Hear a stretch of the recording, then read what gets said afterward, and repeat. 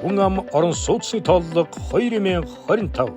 Хүн ам орон сууцны 2025 оны завсрын тооллогыг Хүн ам орон сууцны улсын тооллогын тухай хууль болон нэгдсэн үндэсний байгууллагын тооллого явуулах зарчим зөвлөмжийн дагуу бүртгэл суурилсан аргаар буюу иргэдийн төрд байгаа мэдээллийг ашиглан зохион байгуулж байна.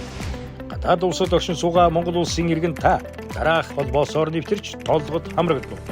Тодорхойлбол та дараах холбоосоор бүртгүүлсний дараа таны цахим шууданд нэвтрэх эрх илгээд уг нэвтрэх эрхийг ашиглан тооллогын цахим хуудас нэвтэрч та өөрийн болон өрхийн гишүүдийн хүн амын шилжиж төлөвлөгөө хөдөлмөр эрхлэлт боловсрол зэрэг мэдээлэл үнэн зөв өглөж оруулна.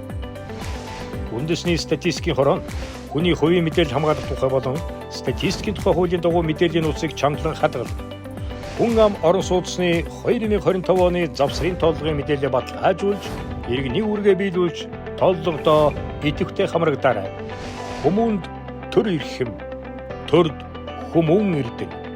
Үндэсний статистикийн хорон